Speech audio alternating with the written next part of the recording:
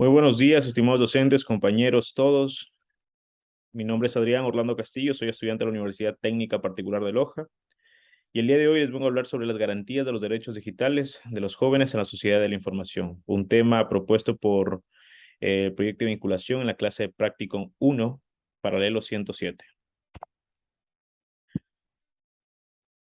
Prácticamente nos vamos a enfocar en el tema del ciberacoso escolar y académico, una triste realidad que no es reciente, ya ha venido dándose desde años, eh, de muchos años atrás, pero que hoy en día ha alcanzado cifras alarmantes que han afectado a nuestros niños, nuestros jóvenes, a nuestros adolescentes, y ha tenido un impacto eh, exorbitante y claramente preocupante, tanto para las entidades educativas, que según estudios es en donde más se manifiesta este tipo de situaciones, como preocupación para los padres de familia.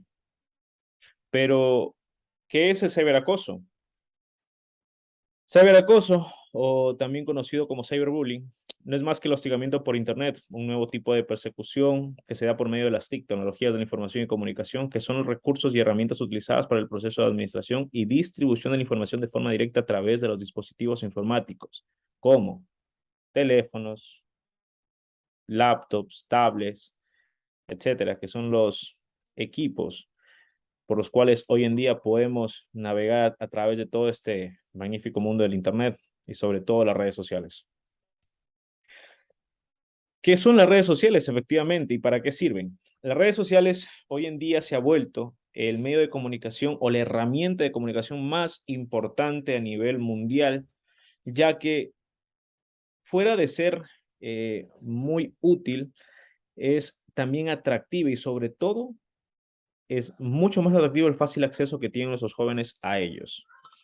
En casa tenemos una computadora, tenemos un dispositivo móvil. En el colegio todos disponen de equipos de computación, compañeros con dispositivos móviles. Entonces es muy fácil acceder a una red social, es muy sencillo acceder al Internet, es muy eh, simple el poder hacer uso de toda esta información.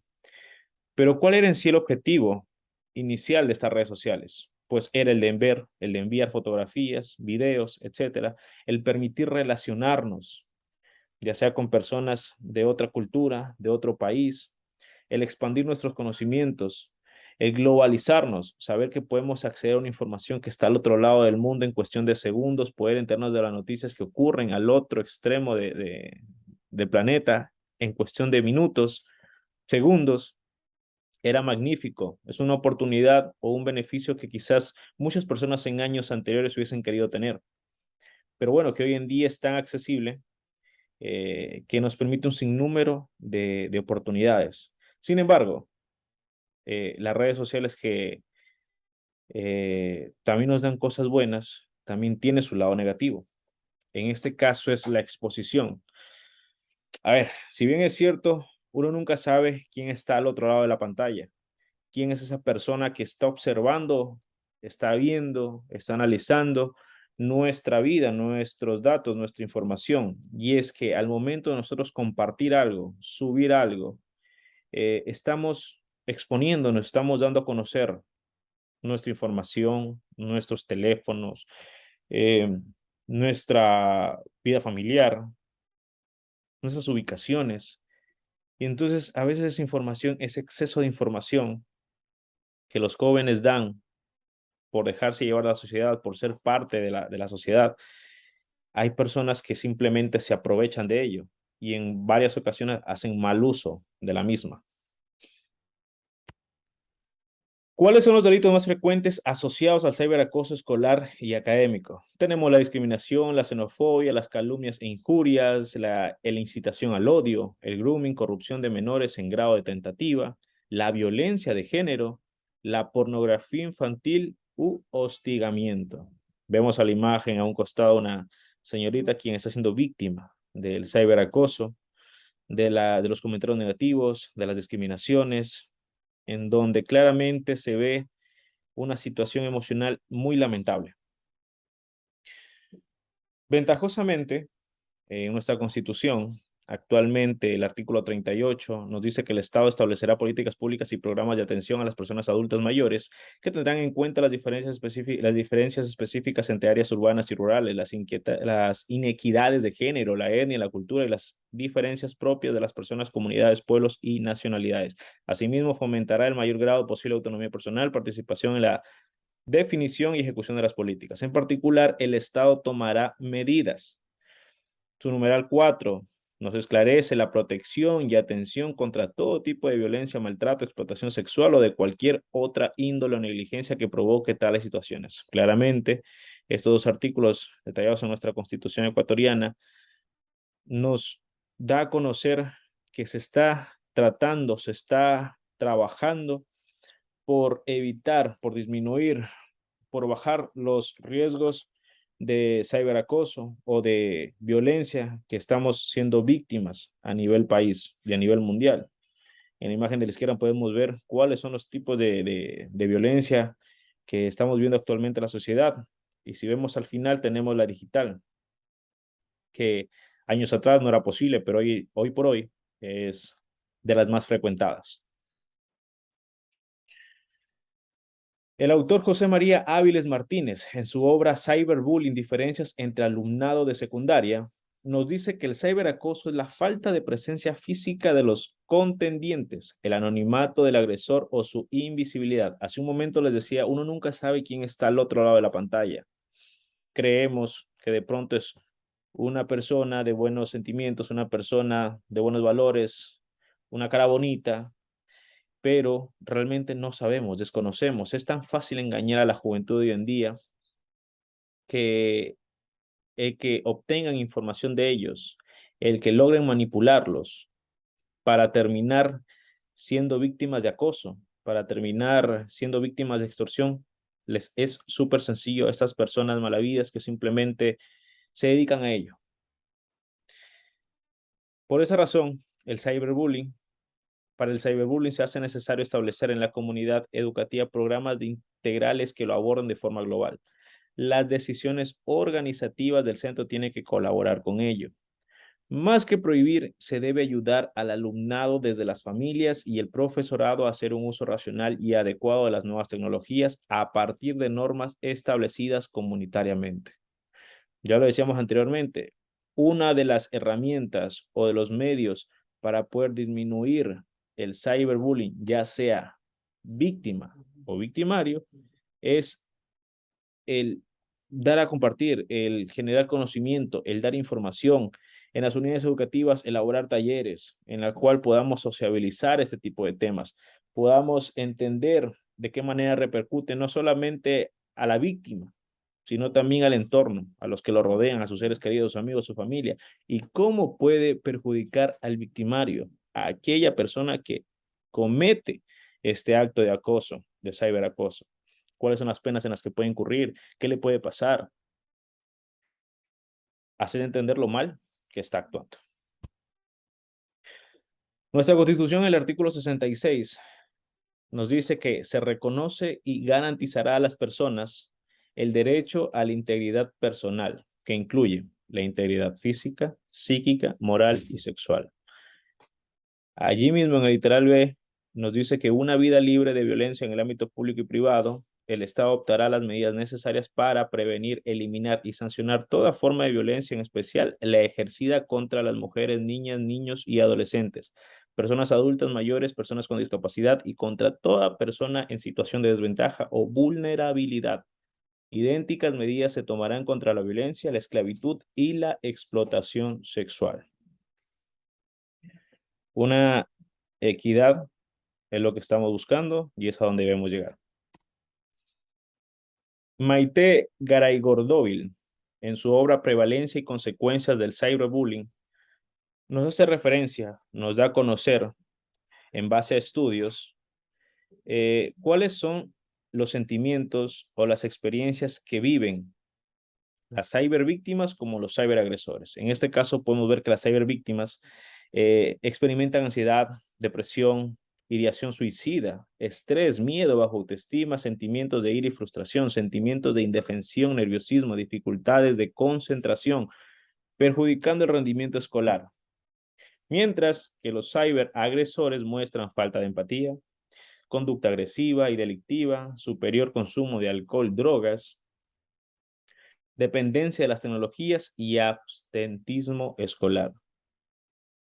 Sin embargo, cabe recalcar que en estos casos es el hogar, son los padres quienes deben ser los primeros en poder eh, identificar estos sentimientos o estas situaciones en los jóvenes o en sus hijos, porque son ellos quienes a tiempo pueden frenar la continuidad de estos casos. Si es una víctima, pues entender, darles apertura de sociabilizar, de hablar, de confianza, que puedan manifestarle y así mismo poder llegar a una solución, encontrar una solución directamente con la educativa. Si es que son agresores, de la misma forma, poder identificar estas tendencias a tiempo y evitar a futuro posibles problemas. Segundo plano está la unidad educativa, quienes a través de sus docentes, sus profesionales capacitados, puedan identificar las mismas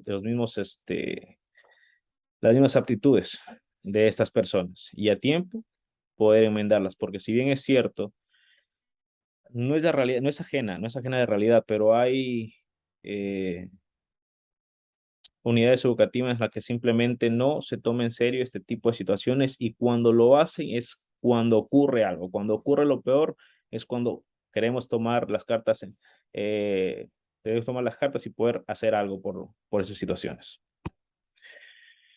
Nuestro Código de la Niñez y la Adolescencia en el artículo 53 nos dice derecho a la privacidad y a la inviolabilidad del hogar y las formas de comunicación. Sin perjuicio de la natural vigilancia de los padres y maestros, los niños, niñas y adolescentes tienen derecho a que se respete la intimidad de su vida privada y familiar y la privacidad e inviolabilidad de su domicilio, correspondencia y comunicaciones telefónicas y electrónicas de conformidad con la ley. Se prohíbe las injerencias arbitrarias o ilegales de su parte privada. Ya lo dice claramente. El menor debe contar con la vigilancia de los padres y maestros. No podemos darle carta abierta. Son jóvenes que en muchos casos no saben cómo manejar tanta información. Como le dije hace un momento, son muy manipulables. Y eso da carta abierta a que los delincuentes, a que personas malavidas, a que personas con malas intenciones puedan abusar eh, de lo que puedan obtener de estas víctimas. El autor Induja y Pachi, en su obra Revista de Violencia Escolar, Consecuencias fuera de línea de la victimización en línea, nos dice, el trabajo preventivo debe abordar la educación moral. Como base de la construcción de unas relaciones personales sanas e integrales en el marco del respeto de los derechos a los otros, para el cyberbullying se hace necesario establecer en la comunidad educativa programas integrales que lo aborden de forma global. Las decisiones organizativas del centro tienen que colaborar con ello. Más que prohibir, se debe ayudar al alumnado, guiarlo, orientarlo desde las familias y el profesorado a hacer uso racional y adecuado de las nuevas tecnologías, el uso correcto, ya lo decíamos anteriormente.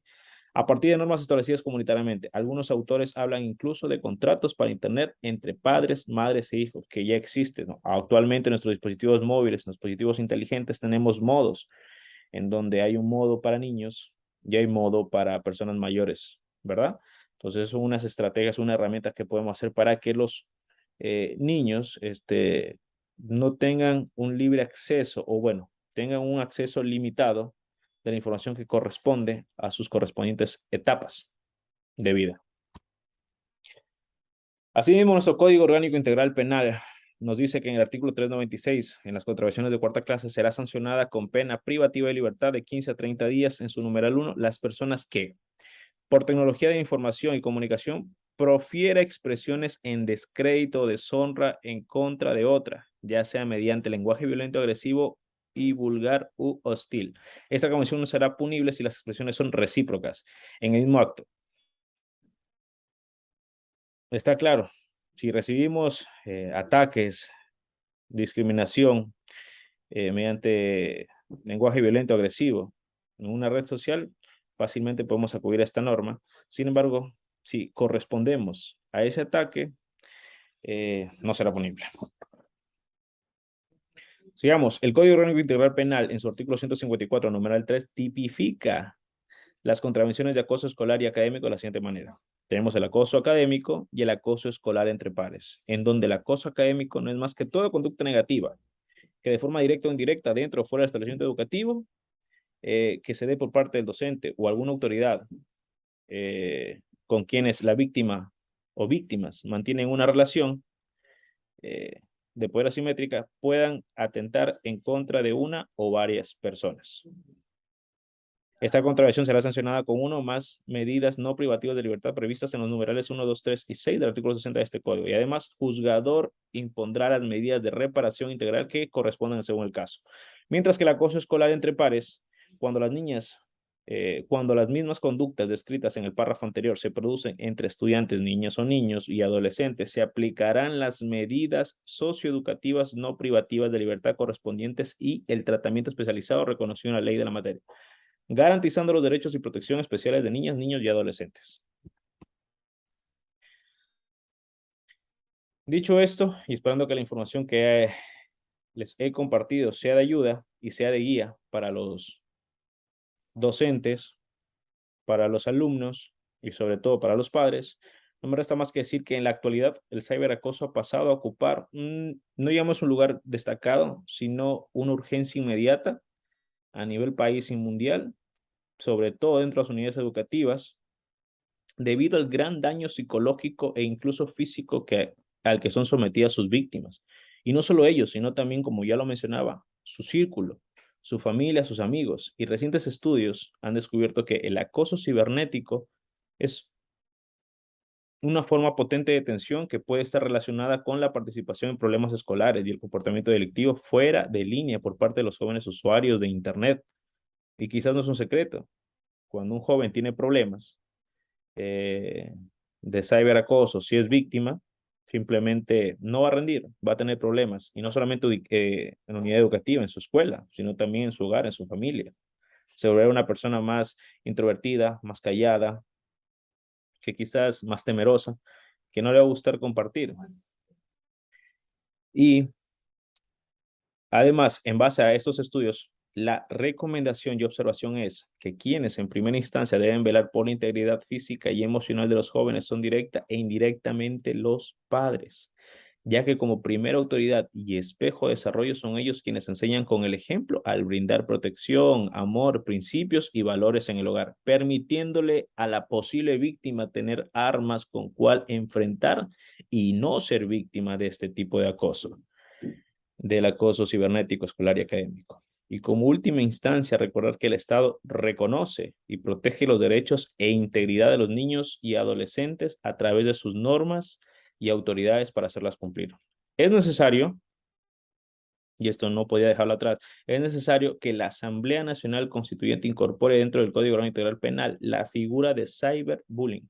No la encontramos, con la finalidad de que establezca una regulación y sanción total a todos los actos de violencia que se practiquen dentro del mundo virtual, producto del avance tecnológico que en el cual los ecuatorianos se relacionan de manera diaria en sus distintas actividades que realizan.